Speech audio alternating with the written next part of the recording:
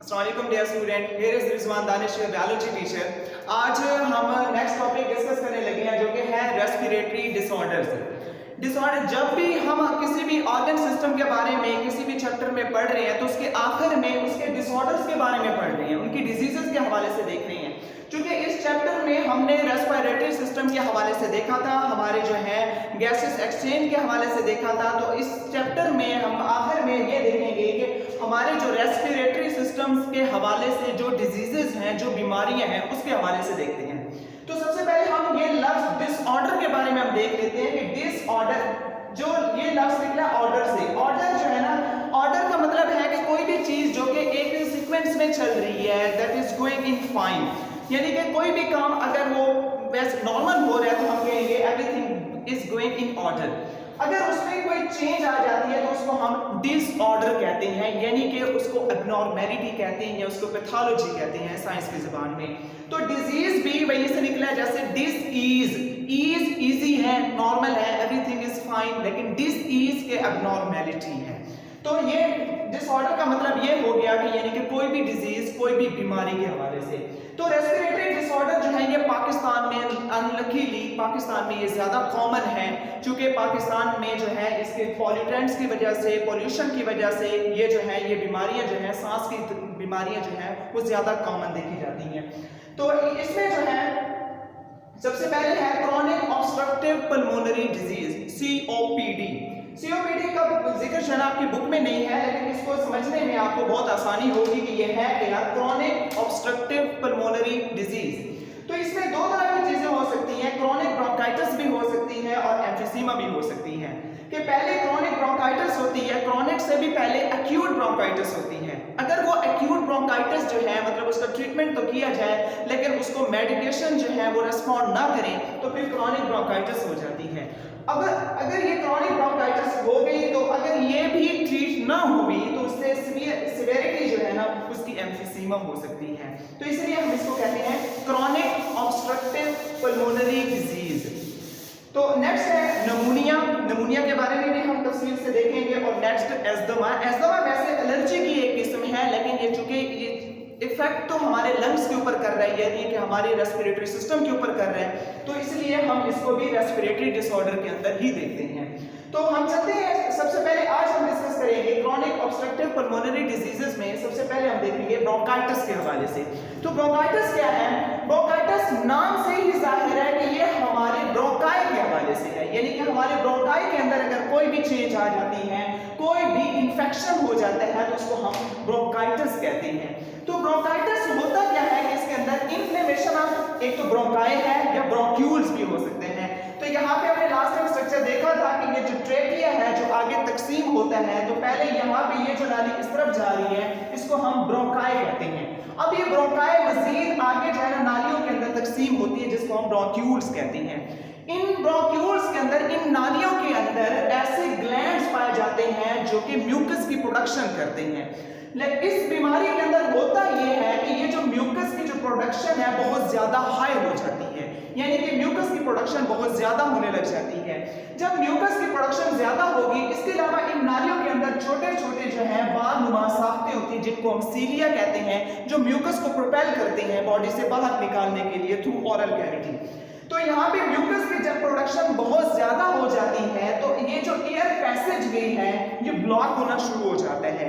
हवा जो है ना वो प्रॉपरली यहाँ से गुजर नहीं सकती। जब हवा प्रॉपरली नहीं गुजरेगी तो इससे शॉर्टनेस ऑफ ब्रेथ होगा, यानी कि सांस लेने में दुश्वारी होगी, कफिंग होगी। ये एक चीज याद रखें, जो हम रेस्पिरेटरी डिसऑर्डर में जो हम पढ़ रहे हैं, इनके सारे सिम्टम्स के अंदर जो कॉमन चीज है वो शॉर्टनेस ऑफ ब्रीथ होगी। यानी कि ये होता है रेस्पिरेटरी सिस्टम हमारा सांस लेने का अमल है, लेकिन इसमें अगर कोई भी तब्दीली आ जाती है तो वो तब्दीली क्यों आ रही है? वो तब्दीली सांस लेने में तंगी का सबब बनती है। तो इसलिए हम देखते हैं यहाँ पर कि एक तो यहाँ पे शॉर्टनेस ऑफ ब्रीथ होती है, क्योंकि ये एयर जो पैसेज वे है, ये जो रास्ता है वो ब्लॉक होता चला जा रहा है, उसकी इन्फ्लेमेशन होती चली जा रही है। तो ये हिस्सा कवर होना शुरू हो जाता है किस चीज से? म्यूकस की प्रोडक्शन से। यानी कि जब यहाँ पे ज्यादा म्यूकस प्रोड्यूस हो जाएगी तो अब यहाँ से हवा गुजर नहीं सकेगी।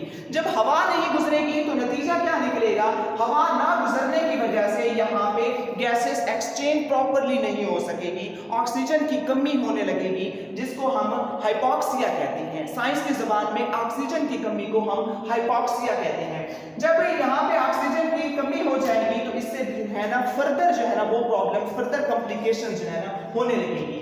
तो हमने देखा इसमें प्रोडक्शन ऑफ म्यूकस एक तो हाई हो गया, म्यूकस की प्रोडक्शन ज्यादा होने लगी और स्वेल होने लगे। किसकी वजह से, म्यूकस की प्रोडक्शन की वजह से ये स्वेल हो गया, क्योंकि उसकी इन्फ्लेमेशन थी। अब स्वेलिंग की वजह से नतीजा क्या निकला कि वो जो नालियां हैं वो नैरो हो गई, तंग हो गई। अब इन तंग नालियों की वजह से सांस लेने में दुश्वारी होती है। तो हम देखते हैं इसकी काजेस क्या हो सकती हैं। ब्रोंकाइटिस की कौन सी ऐसी वजह है जो कि ब्रोंकाइटिस को लीड कर रही है, ब्रोंकाइटिस का सबब बन रही है। एक तो वायरसेस हैं, बैक्टीरियाज हैं, केमिकल्स हैं। केमिकल्स में specially smoking that is a leading cause. दो लीडिंग काजेस हैं, एक स्मोकिंग ब्रोंकाइटिस के अंदर, दूसरी एनवायरनमेंट के अंदर जो पॉल्यूशंस हैं उनके अंदर जो केमिकल्स मौजूद हैं उससे भी ब्रोंकाइटिस हो सकती है। तो हमें पता कैसे चलेगा कि किसी भी शख्स को ब्रोंकाइटिस या इसका जो है ना वो पेशेंट बन चुके हैं।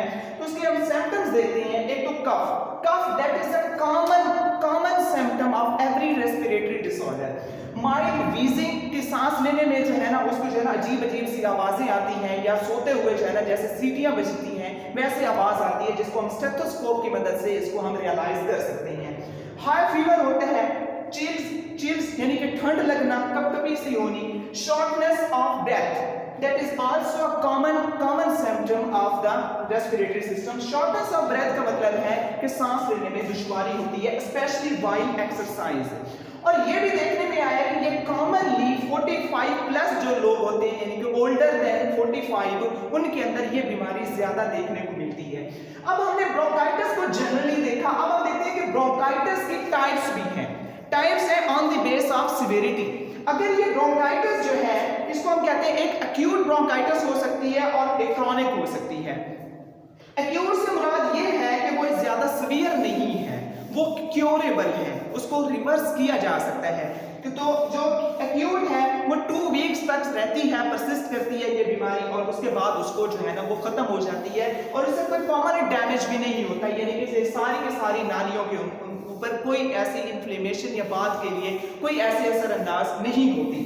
जबकि जो क्रॉनिक है नाम से ही जाहिर है ये ज्यादा है, ये शदीद है, सवियर है, ये ज्यादा खतरनाक है, फैटल भी हो सकती है, ये मोहलिक साबित हो सकती है, इसकी सिवियरिटी से डेथ भी हो सकती है। तो क्रॉनिक क्यों है? क्रॉनिक इन्फ्लेमेशन इसलिए है कि 3 मंथ से 2 इयर्स तक परसिस्ट करती है, यानी कि वो खांसी है, वो कफ है, वो ज्यादा प्रोलॉन्ग कर जाती है, ज्यादा अरसा रह जाती है। तो ज्यादा अरसा रहने की वजह से ये क्रॉनिक साबित होती है और इसीलिए इससे परमानेंट डैमेज भी हो सकता है।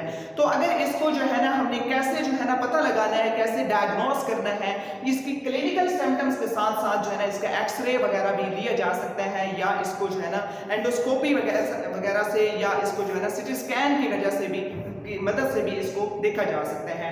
आई होप सो ये आपको टॉपिक समझ आ गया होगा, जो जिसमें आज हमने रेस्पिरेटरी डिसऑर्डर के हवाले से देखा है। मजीद हम देखेंगे कि क्रॉनिक ब्रोंकाइटिस से एम्फीसीमा कैसे हो सकती है। I hope so you would have get this lecture. अगर इसके बारे में कोई बात, आपने क्वेश्चन कोई पूछना हो, आप मुझे व्हाट्सएप या मैसेज कर सकते हैं। शुक्रिया।